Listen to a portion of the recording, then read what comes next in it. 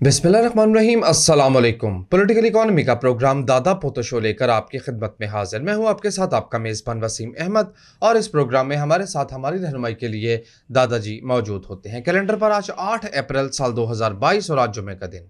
यकीनन उसी पाक परवरदिगार के लिए तमाम तारीफ़ें जो तमाम जहानों का रब है। नबी करीम सल्लल्लाहु अलैहि वसल्लम की ज़ात अक़दस पर बेशुमार दुरूद व सलाम।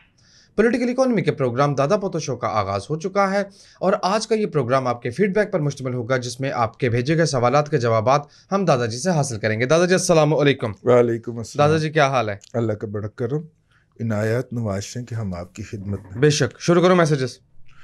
जी बिल्कुल जी। पहला बिस्मिल्लाह। मैसेज मुस्ताहब उमैर का है। ज़ाती ज़िंदगी से मुतल्लिक बात करें। दादाजी आप स्मोकिंग करते हैं तो कौन सा ब्रांड पीते हैं? मैं बताता हूँ, ये एलन मोर। ठीक है जी, ये इंग्लिश है ना दादाजी? हाँ, ये आयरिश। आयरिश जी। ये 1885 से ये बकिंगम पैलेस को सप्लाई होता है। ये इसका वाहिद जो है वो यही है कि ये ऑफिशियल टोबैको है पैलेस का, ठीक है, मलका का। तो गुलामी की एक चीज़ जो है वो हमने अपने पास रखी। ये जो इसका ओरिजिनल है ना, वो तो आयरलैंड में होता है ना, ये रीपैकिंग होता है दुबई में। जायका भी इसका ज़रा हल्का है, होता है दुबई वाले का।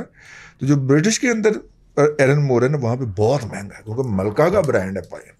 अब मलका भी पी दीजिए कोई छोटी चीज़ नहीं है थोड़ा दादा मलका दे नाल मुतक्कल आया। मलका ये बकिंगम पैलेस का जी ऑफिशियल ब्रांड है और वहाँ पे पिछले कम से कम 150 साल से सप्लाई हो रहा है, ठीक है।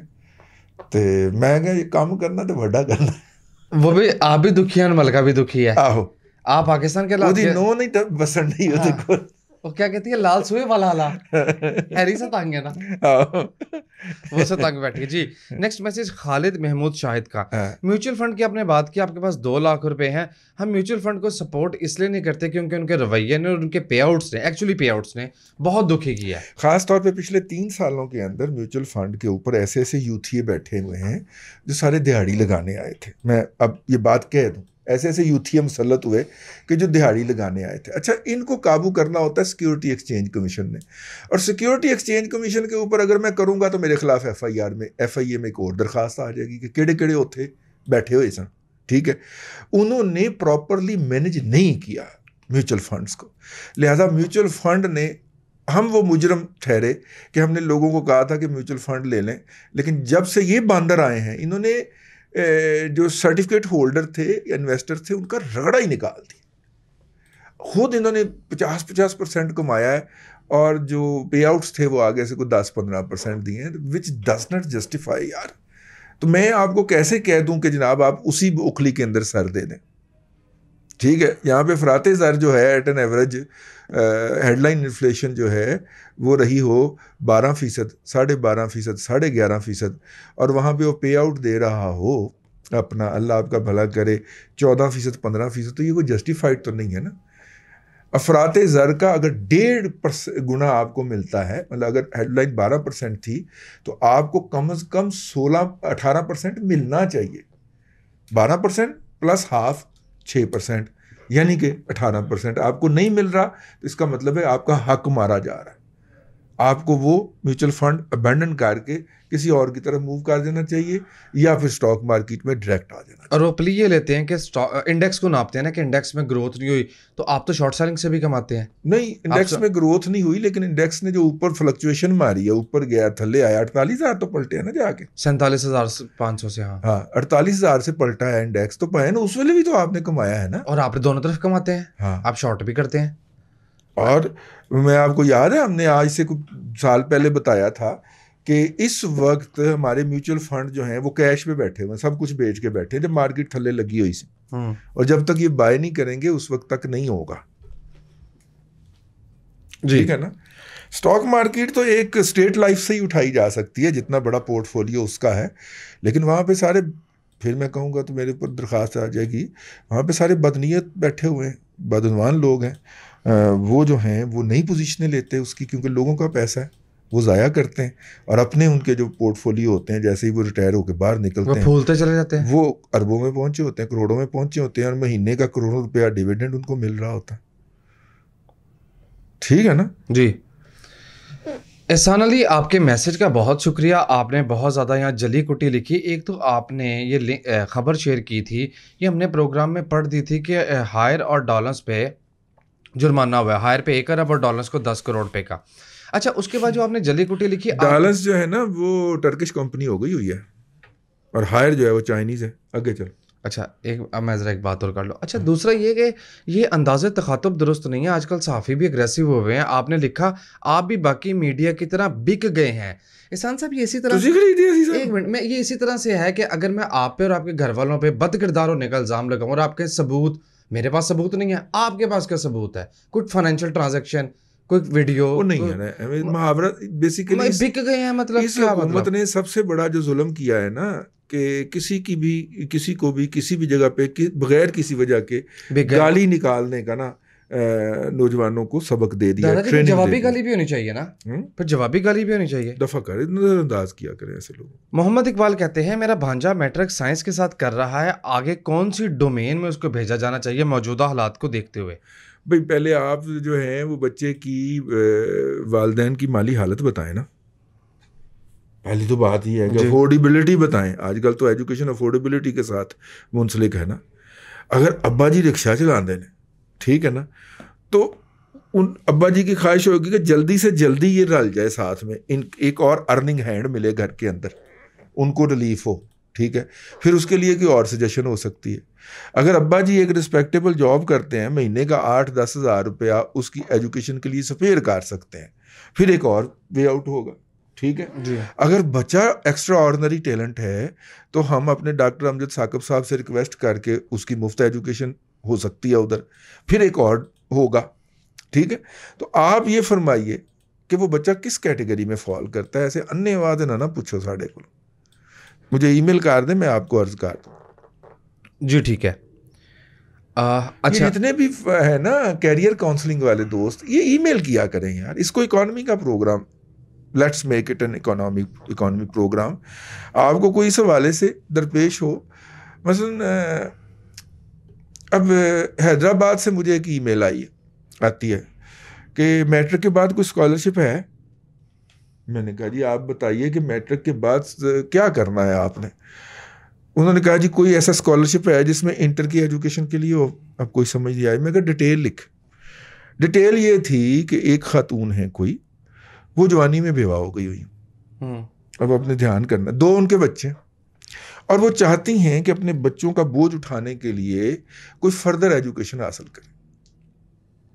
देखे ना, सीन क्लियर हुआ तो बदल ही गया, माहौल ही बदल गया, ठीक है ना। एक तो उस बच्ची को मैट्रिक किए हुए भी कम से कम 8 से 10 से 12 साल हो चुके हुए हैं, ठीक है, नंबर 1। नंबर 2, वो अपना ट्रेडिशनल एजुकेशन के अंदर नहीं जा सकती, उसको इमीडिएट मसला है उसके लिए। और फिर वो हमने बताया, उनको अर्ज किया, ठीक है, कि ट्रेनिंग भी है, स्कॉलरशिप भी है, लेकिन उनको इमीडिएटली इसमें डालना चाहिए ताकि वो आइंदा 3 से 6 माह के अंदर अपने पाँव पे खड़ी हो जाए, ठीक है। उसके लिए और था। अगर यही मैट्रिकुलेट फ्रेश बच्चा या बच्ची होती तो उसके लिए और होना था। तो भाईजान थोड़ा सा, और अच्छा मजे की बात यह है कि इस तरह के जितने सवाल आते हैं ना, वो उम्मीदवार खुद नहीं करता। हाँ जी। ये मेरी भांजी का मसला जी, और मेरी मामी की फूफी की भतीजी की बहू की साली का मसला जी, पता नहीं। सवाल भी वेल ड्राफ्ट नहीं होता, ठीक है। एक तो ये है कि वो बच्चा खुद क्यों नहीं इंटरेस्टेड है। इन्होंने भला की करना जी। ये फैमिली दे वड्डे बन के, पुत्र तू ऐ कर, इन्होंने जाके उन्हें ऐ दसना। वो बच्चा खुद जब आएगा ना इंटरेक्शन में, तो हो सकता है कि वो ऐसी एजुकेशन, ऐसी इतलात फराहम करे कि, इसलिए मैं कहता हूँ कि कैरियर काउंसलिंग के लिए वालिद, वालदा, चाचा, भतीजा, मामा, फूफा जो है वो मेल करने की बजाय ना बच्चा खुद मेल करे, ठीक है। 50% तो हमें उसी की शख्सियत का उसकी लिखी हुई मेल से पता चल जाए। हाँ जी। यहाँ पे बहन को भाई के कैरियर की बड़ी फिक्र खा रही होती है। वो बाजी अगर उसको फिक्र होगी तो वो उसको खुद फोन करवा या उसको खुद मेल करवाना, ठीक है। अब इस बाजी ने ना मेरे से पूछ के तो उसके बाद भाई पे सवार हो जाना, और उसने नहीं कर। बच्चे का एप्टीट्यूड भी तो होता है ना। आप उस बच्चे को, हम 1-2 मेलें हमारी एक्सचेंज होंगी, उस बच्चे का एप्टीट्यूड आएगा सामने, ठीक है। हाँ, लेकिन इसमें ये ना किया करें कि मैं बाजार आया हूँ तो मैं फ्रिज कौन सा खरीदूँ। जी यार ये ज्यादती वाली बात है। और कई करैक्टर हैं ऐसे कि जो जनाब मैं इस वक्त ना फलानी जगह पे आया हुआ हूँ इस पार्क के अंदर, तो इस पार्क के अंदर ये क्या है? ये सारा फसाद भी आप ही का मचाया हुआ नहीं है, नहीं, आपने डोर ओपन कर दिया। तो ईमेल करें, ठीक हो गया। और इस तरह की फजूल और वाहियात बातें ना करें। आपने इकोनॉमी की बात की, जो पिछले मैसेज में मेरा भी दिल दुखा। ये प्रोग्राम इकोनॉमी और पॉलिटिकल इकोनॉमी का, कॉर्पोरेट खबरें इसमें मैं इंटेंशनली शामिल नहीं करता कि वो उसकी डोमेन हो रहा है कॉर्पोरेट न्यूज़ की। अच्छा, अवैस कहते हैं दादाजी ये बताइए कि जो हमारे यहाँ सीजनल बिजनेस होता है उसका हाँ। इकोनॉमिक एस्पेक्ट या उसका इम्पैक्ट क्या आता है? मिसाल के तौर पे 14 अगस्त पे बाजे शजे बेचे जाते हैं, झंडे बेचे जाते हैं, रमजान, ईद ईद का तो वॉल्यूम 800 अरब का होता है ना। ईदैन ईदैन का तो वॉल्यूम बहुत बड़ा होता है भाई। अब तो हमारे यहाँ जो मुहर्रम है वो भी एक बहुत बड़ी बिजनेस अपॉर्चुनिटी बन गया हुआ। इतनी मतलब के खाने, और फिर वो नान एक खास तरह का होता है, खुमुस के क्या होता है वो जो अरेबियन डिश है। हाँ, नहीं खुमुस नहीं, वो एक नान होता है, मीठा नान यार उनका। अच्छा जी। वो खास एक होता है, वो अहबाब हमें भिजवाते हैं। और भी बड़ा कुछ होता है जी। तो वो भी एक इवेंट बन गया हमारे 365 दिनों के अंदर। वो 2 दिन, मतलब बिजनेस एक्टिविटी के हवाले से बात कर रहा हूँ, वैसे तो सोग होता है, लेकिन इकोनॉमिक एक्टिविटी के हवाले से उसमें भी बड़ी एक्टिविटी। बिजनेस का तो दुख और खुशी से कोई लेना देना नहीं है ना। और आपने खाने की बात की दादाजी, आपने बहुत जो माइनर बात की। असल बिजनेस किस चीज का होता है? काले रंग के कपड़े का। केड़ा? काला कपड़ा। हाँ, अगस्त, हाँ मुहर्रम में उसका बहुत बड़ा वॉल्यूम होता है। उसका बहुत बड़ा वॉल्यूम होता है, खासतौर पे कपड़े के ट्रेडर जो है उनको पता है। मैं कपड़े का ट्रेडर तो नहीं रहा हूँ। अच्छा, इस तरह ना करे। हाँ। Faheem Shahzad, thank you very much. आपने दादाजी को ये सजेशन दी कि ट्विटर पे स्पेस शुरू करें, आपको बड़ा फायदा होगा, आपको बड़ा रिस्पॉन्स मिलेगा। लगाएं काम पे, करें। मैं मुफ्त स्पेस नहीं करनी। मैं प्रोफैसर अवैस सलीम दे कहण दे उत्ते एक स्पेस विच गया सा, अज तक भुगतने आ। तो मैं नहीं जाता जी। मुझे ना, मैं ज़िंदगी में कुछ चीज़ें बंदे ने फायर वाल खड़ी की होती हैं अपनी ज़िंदगी को आसान बनाने के लिए, ठीक है। एक तो ट्विटर स्पेस पे नहीं जाना, एक यूट्यूबर के प्रोग्रामों में नहीं बैठना, ठीक है, और एक ये नहीं करना। अब तो टीवी चैनल भी दादाजी छोड़ रहे हैं कि वहाँ भी नहीं टीवी चैनल पे भी नहीं जाता। अब तो मैंने टीवी चैनल के ऊपर, फ़ोन के ऊपर भी अपने व्यूज़ देने बंद कर दिए। हमारे व्यूज़ जिसको चाहिए वो हमारे यूट्यूब पे आके देख ले, ठीक है। क्यों जाना है जी? और इस्टेब्लिश करने की हमें ज़रूरत नहीं रह गई अब ना। अब उम्र के हिस्से में आगे भी अपने आप को इस्टेब्लिश करते फिर नहीं जाना, और मुफ्त से बिल्कुल भी नहीं जाना जी, ठीक है ना। आप अगर मुझे कहीं पे बैठे हुए देखें तो इसका मतलब क्या होगा भला? इसका मतलब ये होगा कि मैं पैसे ले रहा हूँ उसका, तो बनते हैं जाहिर है राय देने के। अभी इस उम्र में भी हमने इस बात के पैसे नहीं लेने, तो फिर कब लेने? सारी उम्र सवाल मुफ्त वाला काम सिर्फ दादा पोता शो जी, बस, इसके अलावा नहीं। इसके अलावा और इवन इसकी ज़मीनी चीज़ों में भी नहीं। नहीं। अच्छा जी, बिलाल अहमद कनाडा से, दादाजी रियल रीज़न, इस पर बहुत बात हुई कि ऑयल की कीमत क्यों बढ़ी है। रशिया की इन्वेजन है, पोस्ट कोविड सिनेरियो है, ओपेक सप्लाई नहीं बढ़ा रहा, इसके कई फैक्टर्स हैं। मजीद कोई फैक्टर है तो फरमा दीजिए। बस ठीक है, बड़ी डिटेल में बात। कनाडा में पेट्रोल की कीमत बढ़ी, बंदा परेशान फिर उन्हें दादा पोता शो, सीधा दादा पोता शो में आके टक्कर मारी गया। अच्छा जी, बिलाल सदीक रेहान, डॉलर की सूरत हाल प्रोग्राम में बात हुई इस हफ्ते में भी कि ये मुमकिन है कि अभी ना रुके, फिलहाल नियर फ्यूचर में रुकती नजर नहीं आ रही, शायद 200 टच हो जाएगा। अच्छा जी, खालिद महमूद कहते हैं दादाजी क्या आप समझते हैं कि हुकूमत की तब्दीली से मईशत पर बेहतरी के आसार आएंगे? देखिए, 3 साल जिस तरह हुकूमत ने 3.5 साल मईशत को चलाया है, उससे तो हुकूमत बदतरीन की तरफ गई है। अब अगर पाकिस्तान की तमाम नुमाइंदा सियासी कुव्वतें ये चाहती हैं कि इस हुकूमत को तब्दील किया जाए, तो इस एक उम्मीद पैदा हुई ना कि जो नए लोग आएंगे हो सकता है कि वो इनसे बेहतर हों, और मैं समझता हूं कि इनसे यकीनन बेहतर होंगे, ठीक है ना। वेटिंग में कौन है? वेटिंग में मतलब जो अगर ये हुकूमत जाती है तो वेटिंग में कौन आ सकता है? पीपल्स पार्टी के वो जो है ना, क्या नाम है उनका, वो लंबी मूंछों वाली जो हैं, एक तो शायद वाली पार्टी है ना, उसकी बड़ी मुझे लंबी मूंछों वाली पीपल्स पार्टी के वो कैंडिडेट है ना फाइनेंस मिनिस्ट्री के। अच्छा, एक तो नवीद है ना, नवीद कमर जी जी, नवीद कमर साहब है। उसके बाद जनाब मिफ्ता इस्माइल साहब है, ठीक है। उसके बाद जनाब इसहाक डार, नहीं वो तो सबसे टॉप पे हैं, इसहाक डार साहब हैं, ठीक है। तो ये लोग हैं ज़ाहिर है उनके फिर देखा जाएगा कि जब वो चार्ज डी अफेयर थे, जब वो मामलात के इंचार्ज थे, तो उन्होंने मईशत को कैसे चलाया, तो वो इनसे तो बेहतर चलाई थी। Simple is that. इनसे तो बेहतर चलाई थी ना उन्होंने लोगों के लिए। पीपल्स पार्टी ने अपने दौर के अंदर सरकारी मुलाजमीन की तनख्वाहें जो थी वो यार दुगनी कर दी थी, बल्कि 2.5 गुना कर दी थी जी, अगर आपको याद हो तो। ठीक है ना। तो बहरहाल किसी ना किसी पहलू में तो बेहतरी निकाल सकते हैं ना। इस हुकूमत की मेरी बड़ी ख्वाहिश रही कि कोई पॉजिटिव पहलू निकाल के दिखाया जाए। अल्हम्दुलिल्लाह कोई पॉजिटिव पहलू नहीं निकले। सरकारी मुलाजमीन की तनख्वाहें नहीं बढ़ाई, उन्होंने मुजाहरे किए तो बढ़ाई, बढ़ाने का एग्रीमेंट किया, उस पर अमल नहीं हुआ, अमल हुआ तो पूरा नहीं हुआ। और अब देखें ना, हमारे दोस्त हैं अपना तारिक कलीम साहब, वो पंजाब लेक्चर प्रोफेसर एसोसिएशन या पंजाब लेक्चर जो है एसोसिएशन, कॉलेज के असातिज़ा की जो तंजीम है, उसके सदर हैं।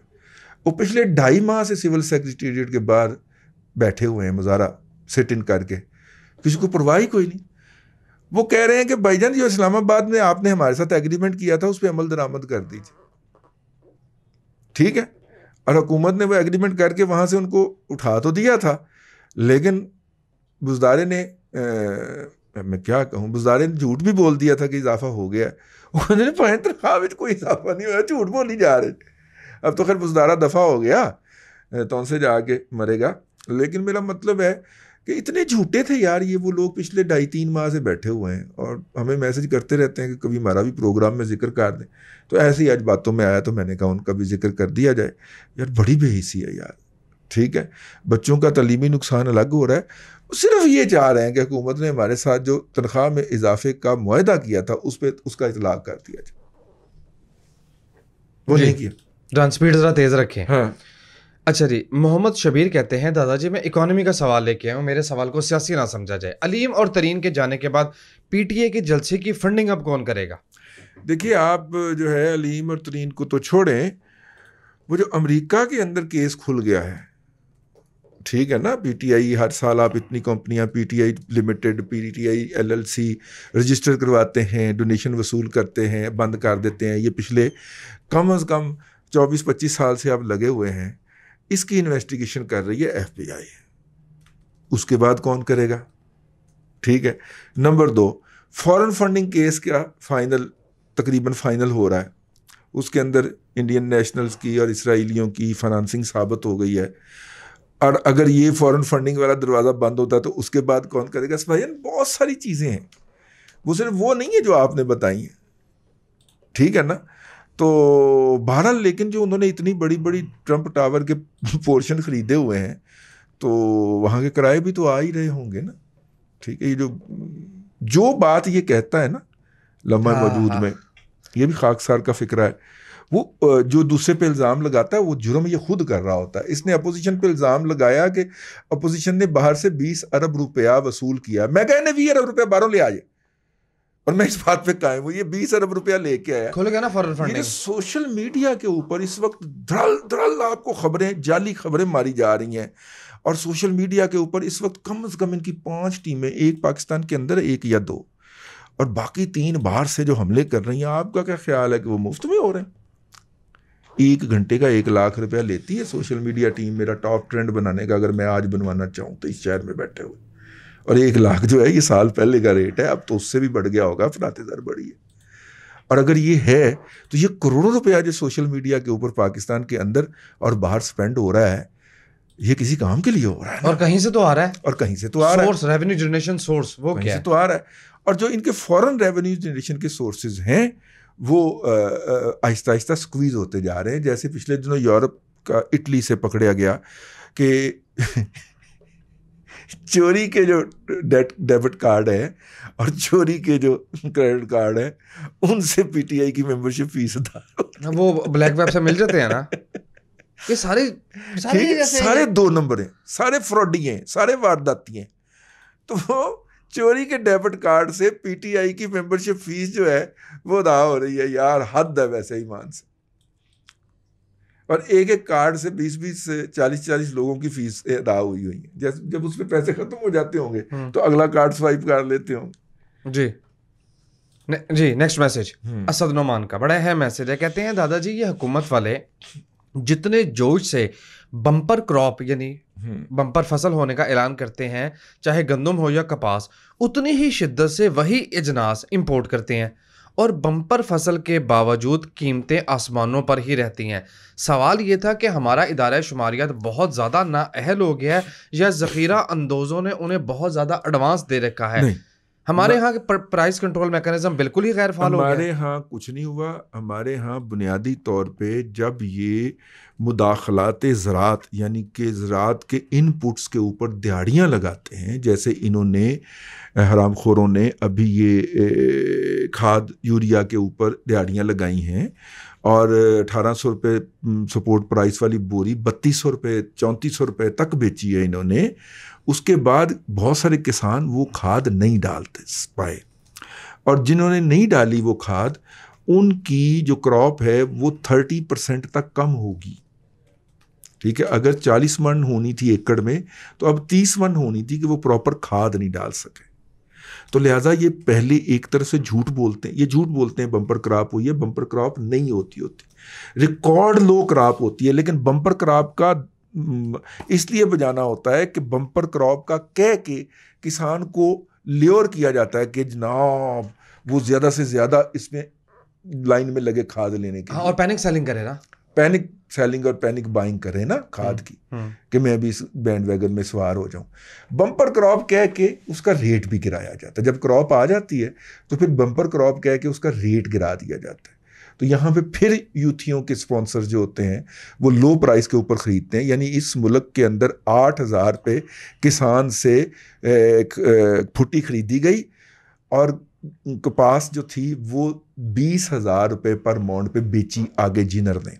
मतलब 8,000 रुपये जिनर से ख़रीद के 8,000 से जिनर पे पर मौंड जिनर से कॉटन ख़रीद के 21,000 रुपये पे बेची जा रही है। यार दुनिया के किसी मुल्क के अंदर ये होता है? किसी मुआशरे के, नॉर्मल मुआशरे के अंदर ये होता है?